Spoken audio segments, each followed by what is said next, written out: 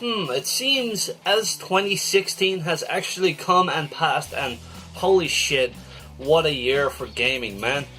Okay, a lot of celebrity deaths died, a lot of my favourite musicians died, like David Bowie, we got Prince dying, all sorts of fucking shit, but 2016 was actually a fantastic year for games. And a friend of mine said to me earlier, dude, why didn't you do like your favourite games of 2016, like your top 5 or top 10?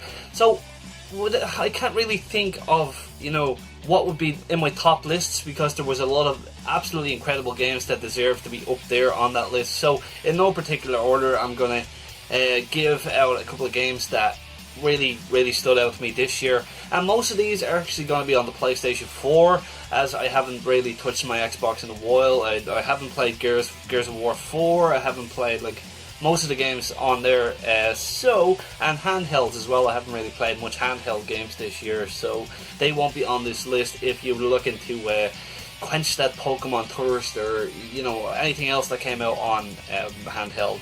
So, this year has been absolutely incredible. Also, there's a game that I haven't finished yet. I only started it, and that is The Last Guardian. I actually did an unboxing of the collector's edition as that. So far, it seems good. I put maybe about an hour into it, so I'm not going to really put this on my list, but I know I will very much enjoy it. Absolutely love Team Ico stuff, and we've been waiting like, what, 9 years for this motherfucker. I'll talk about that probably further up the line, but anyways, on this list, I have a bunch of games here. I'll talk about them at the moment. One of the best fighting games of 2015, you know it, Mortal Kombat X. And this year we seen Mortal Kombat XL, which came out with all of the DLC characters, all the skins. It has Jason Voorhees, it's got Leatherface, it's got Xenomorph Tarkatan, it's got Goro, Boroid Cho, all of the DLC that I missed out previously on the Xbox One, because I bought the game when it came out. I got the collector's edition. If you're watching on YouTube, I'll leave the link here, or I'll leave it in below. You can check out the unboxing of the collector's edition of that. So I knew that they were going to pull the same jack shit what they did before with Mortal Kombat 9. When Mortal Kombat 9 came out, they released a lot of DLC characters down the line, and then they released an Ultimate Edition. So I was like, oh god, they're going to do that again with 10. And I was right. I held out off the DLC, and I got this. It was part of Black Friday sale, I think, but yeah, it was a Christmas present to me. So all the characters, and it's awesome. It's one of the best fighting games. It's better than Street Fighter 5 because it's more complete. You know, Street Fighter 5 is a good game. It plays well. Online's fun. Characters are great, but it's incomplete. There's so much shit that's missing from that. And a game that came out very early in the year, it was called Far Cry Primal. Now, I haven't finished Far Cry 4, I got that on the Xbox One, but I never went back to it. I actually platinumed this. It's really fun.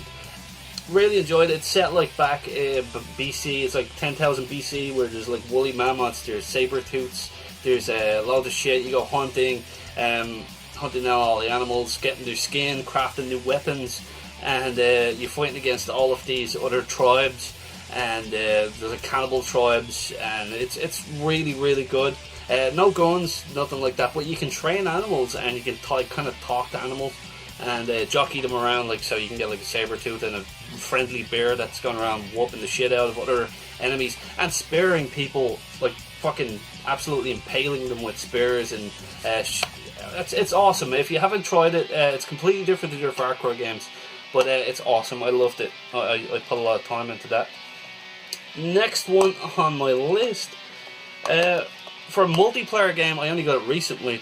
My nephew picked it up for me. I've been playing a lot of this, and I actually haven't not played a first-person shooter online since Halo 3, so I've been playing this non-stop the last couple of days. Battlefield 1, me and my cousin played 2 parts of the campaign. There was the tank part and the flying the helicopter. Not the helicopter, the aviator missions where you're flying the plane around and stuff like that, and you're learning how to do shit. But it's really fucking good. I've been playing online. I'm absolutely garbage at it. I'm fucking terrible, but it's really drawing me in. Like, I haven't spent that much time on a multiplayer since Halo 3, as I just said, but goddamn, this game is absolutely beautiful. set during World War One, all the big huge wars all over Europe. It's actually in my PlayStation at the moment. Really, really good. So I'll be definitely playing a lot more of this online. So that's probably my favourite multiplayer game of the year. And we also got a couple of remasters this year. So let's talk about the remasters. We got the BioShock collection. It's actually up on the shelf. I didn't take it down. I forgot all about it. But the BioShock collection, part 1 is absolutely incredible to look at. There's a director's commentary from Ken Levine. The textures and all, really noticeable in the first game. I haven't started the second one or the third one, which is Infinite, just yet. But I will get around to it, and it was actually pretty good. BioShock games, all in one collection. You can't beat that, man. And also, another one that came out as well was Batman Arkham, Return to Arkham. So this has everything from Arkham Asylum and everything from Arkham City. So all the skins, maps, shit that were exclusive to PlayStation, like the Joker maps in Arkham Asylum. And yeah, I actually got the platinum on Arkham Asylum again. I did it twice before, and I did it again on the PlayStation 4. Absolutely incredible. Loved the game. There was a lot of complaints, people saying that it's way too bright. Like the character models, they're like everything's too bright, so it lost that kind of dark gothic feel to it. If you here's a tip: if you're playing it and you like the old kind of dark gothic look to it, from back in 2009 when the game came out, just lower down the fucking brightness, man. It's easy enough to do. But the two Arkham games are absolutely incredible. Definitely worth the pick up. It's a great pack. All the DLC and stuff like that, the Catwoman missions and shit like that, and extra characters and whatever.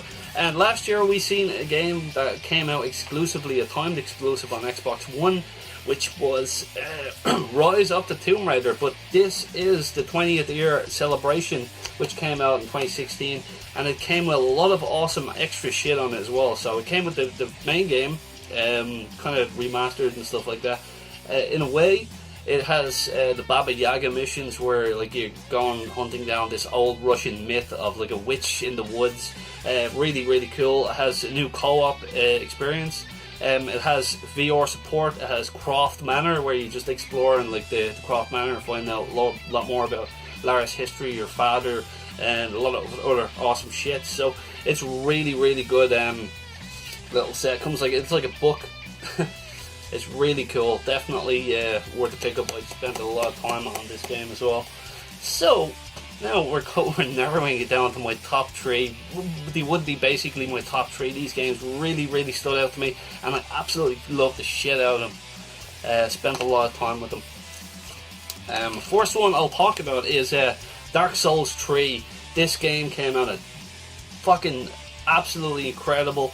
I did a video of the first impressions when it came out, and Jesus Christ, after Bloodborne I wanted more of that kind of gothic kind of feel, and Dark Souls 3 nailed it. Now, I have not finished the game yet. I have 2 bosses to do, and it contains one of the hardest bosses in any Dark Souls or Souls game, and that would be the Nameless King, the King of the Storms. He is an absolute asshole. I soloed Dark Souls 1, 2, I soloed Bloodborne, but I can't solo this, and I had no PlayStation Plus, so I couldn't get help off other players to come in and help me with the Nameless King. So now I have PlayStation Plus, I might actually go back to it. Just 2 bosses to kill, the Nameless King and the last boss, which is Prince Lortrick or Lorien or something like that. But I will get around to it, and I spent a lot of time on it fighting other bosses and exploring, collecting all that stuff. It's absolutely incredible. The bosses are amazing. Oh, I can't say it's just amazing. If you play a Dark Souls game, it's so rewarding, beating enemies and shit like that. Now, next one is from a franchise that was fucking well lost, and it was gone for a long time, and it just came out of nowhere. And I was like, holy shit, we finally got an amazing Doom game. Okay, I like Doom 3, but it felt completely different to the original material. Holy shit, this game, absolutely incredible. Soundtrack, violence, it's like a real kind of intense run-and-gun shooter. It's like, you always have to be on your feet, because like, hide and cover, you're going to get fucked by enemies. You're tearing heads off, tearing limbs off. Oh man, the game is amazing. Even the multiplayer is really fun on it as well. So Really played a lot of multiplayer, deathmatch, really cool. It also has a thing on it called Snap Map, where you can create your own maps and your own gameplay, and you can get all your friends in, and you know, it's really, really cool. Really enjoyed Doom. Probably one of my favourite games this year, definitely. Story's very, very good as well. If you want to go try it out, definitely pick it up. You'd probably get it really cheap now. Really recommend that. And the last one I want to mention, actually there was another one, but I haven't got it here at the moment. Franchise. My friend Franchise has it down in his house. It's Uncharted 4. It's definitely the best Uncharted game. Some of the best fucking over-the-top action sequences. The graphics are fucking beautiful. The story's really good. It's got pirates. Oh man, it's amazing. Uncharted 4 is absolutely incredible. Really good journey. So last one on the list is probably my favourite game of the year. We've waited 10 years for this, and it's from one of my favourite JRPGs of all time, which is Final Fantasy. God damn, this game came out in fucking, oh god, it's actually god tier awesomeness. This game is. You play as a guy called Prince Noctis, and there's like a battle going on between two kingdoms, and basically, I'm not going to spoil it, god damn, I want to talk about it, but I don't want to spoil it. But it's got a huge open world. You can drive around in a car, you can upgrade your car. There's 4 guys that are your teammates, that they grew up with you, like their best friends, and you can go camping, you can like make all different recipes for food. It's no longer turn-based combat, but there's a thing in the options where you can kind of change it like back to like weight, like turn-based kind of. In a way, it's like that, but it's an action-packed JRPG with huge fucking monsters. I complete the story. I complete a lot of side quests, but I still have to get a certain level on my fishing. There's fishing in it. There's but this game is fucking amazing. If you haven't played a Final Fantasy game before, you can definitely step right in here. When you boot up the game, it says for fans and for fans of Final Fantasy and newcomers. Really, really good place to step in here, and god damn, it's amazing. And also, if you're going to play this and you're going to pick it up, go and check out, it's a CG animated movie called Kingsglaive. It mixes in with Final Fantasy 15 in the story, so you kind of you know what's going on in the kingdom while you're running around as Noctis, and it kind of plays a part after, like, I think it was the 2nd or 3rd chapter, and you find out what happens. It really just ties in absolutely perfectly. There's another one called, it's an animated series, it's called Brotherhood. It's set before, and it's like the 4 of these guys growing up. It's really, really cool. If you want to go check that out, really go fucking look at it, man. It's amazing. Probably my favourite game last year. Great soundtrack, great graphics, everything is just amazing. So, that is my games of 2016. What do you guys think? What games have you played in 2016? Leave your comment below. I'd love to hear what your favourite ones are this year.